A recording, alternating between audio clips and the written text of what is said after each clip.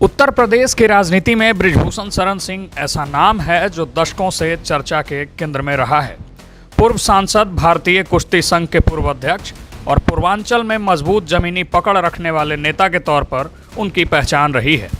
समर्थक उन्हें प्रभावशाली जननेता मानते हैं, जबकि आलोचक उन्हें एक बाहुबली छवि वाले नेता के रूप में देखते हैं। विवाद, ताकत, संगठन और जनाधार, बृजभूषण शरण सिंह की राजनीति हमेशा इन्हीं चार धुरियों के इर्द गिर्द घूमती रही है।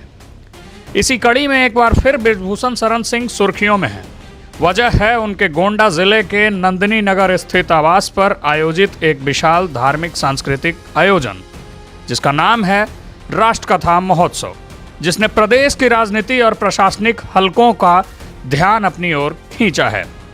यह राष्ट्र कथा महोत्सव 1 जनवरी से 8 जनवरी तक नंदिनी निकेतन परिसर में आयोजित किया गया।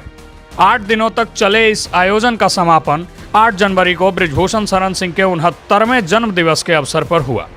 आधिकारिक तौर पर इस कार्यक्रम का उद्देश्य राम कथा, भारतीय संस्कृति, राष्ट्र चेतना और सामाजिक एकता को बढ़ावा देना बताया गया, लेकिन आयोजन के पैमाने, इसमें शामिल हस्तियों और उमड़ी भीड़ ने इसे एक साधारण धार्मिक कार्यक्रम से कहीं आगे पहुंचा दिया। कार्यक्रम में प्रतिदिन धार्मिक प्रवचन और राम कथा का आयोजन हुआ।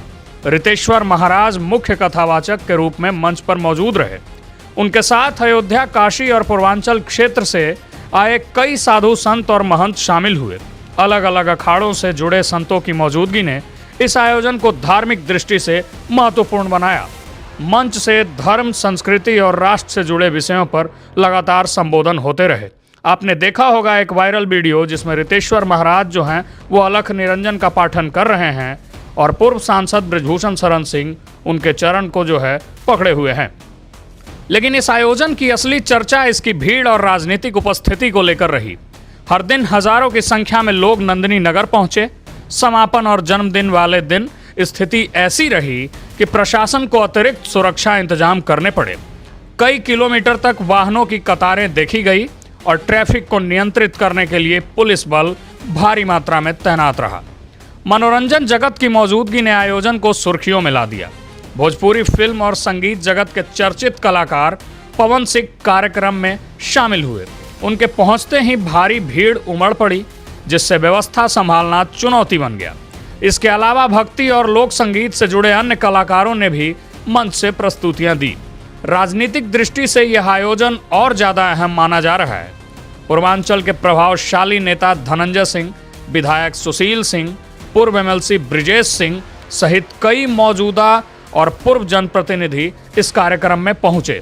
अलग अलग राजनीति पृष्ठभूमि से जुड़े नेताओं की एक मंच पर मौजूदगी को देख नया कयास लगाया जा रहा है।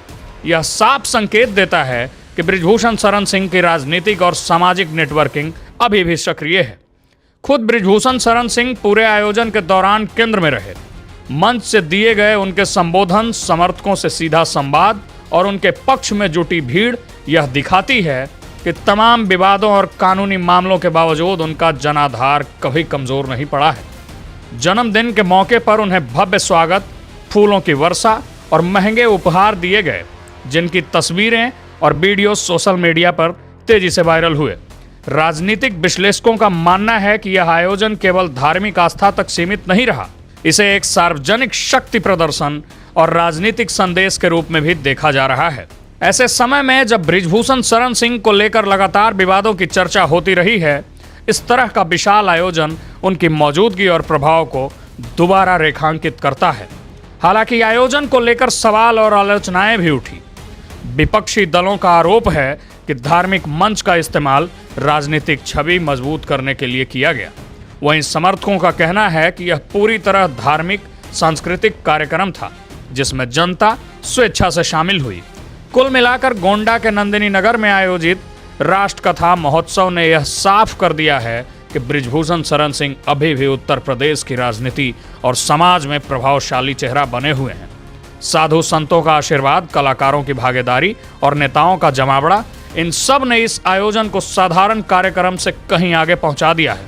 अब देखना यह होगा कि यह आयोजन सिर्फ एक धार्मिक सांस्कृतिक घटना बनकर रह जाता है या आने वाले दिनों में इसके राजनीतिक संकेत और ज़्यादा स्पष्ट रूप से सामने आते हैं। फिलहाल नंदिनी नगर से उठी यह हलचल प्रदेश के राजनीतिक गलियारों में चर्चा का बड़ा विषय बनी हुई है। मेरा नाम रमनिक राज है, आप देख रहे हैं मीडिया दर्शन। बहुत बहुत धन्यवाद।